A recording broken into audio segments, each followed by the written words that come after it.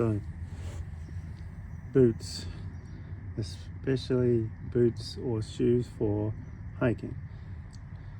So I learnt valuable lessons when buying the wrong boots and shoes.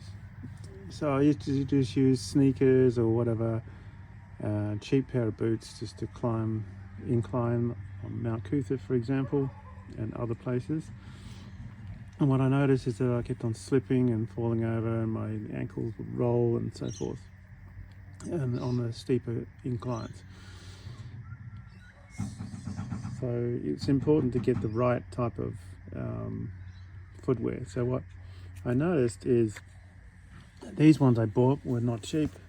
Okay, so they're the Kathmandu. I thought, yeah, they should do the trick. What I found though, everything else was all right except I kept on slipping. And I look at the tread and realize it's probably the reason why. Okay, it's said to be waterproof,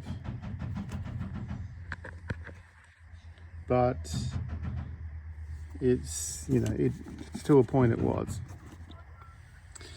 So what I did is I ended up getting these eventually.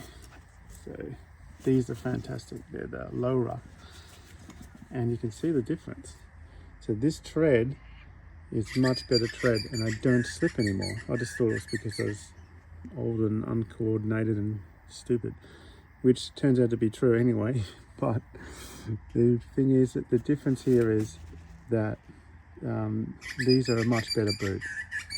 I had saved up to get those. So these Lora, also Shay got those. They were really good and we use them all the time. Another one you could do if you can't afford a boot, you could use a cross runner type of sneaker. They're very different and breathe a lot, and you can get away with these. And look at the tread. You see also with this tread, it's not just that, it's more flexible. Like it hugs the ground more. So you could literally run in these downhill in loose gravel and still hardly ever slip. So sometimes I use these. But the only thing about the difference is that these are for running, and the reason why you know that is because it's got no ankle support, right? So if you're running, you don't want the ankle support because it's going to rub against your ankles.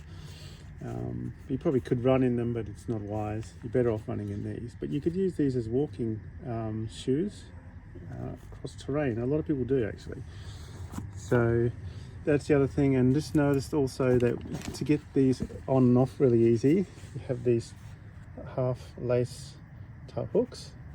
So you can get your foot in and out without a shoehorn or without undoing all the laces. They're pretty handy. But these ones here broke. Yeah, so this one here broke.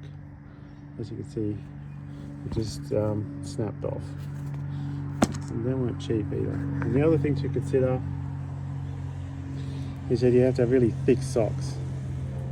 And if you're going in the real cold, make sure you have thermal socks. And sometimes 2 pairs of socks so that they don't rub so much.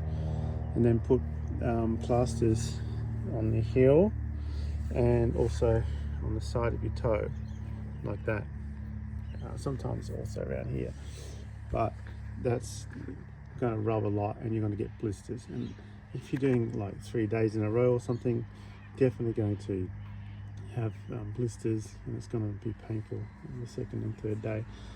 So if you haven't been walking every day and you haven't toughened up your feet, and you're probably better off getting your plasters anyway and putting them there in anticipation. And the ankle support's really good because it stops you from rolling. So you're walking down and you roll like this.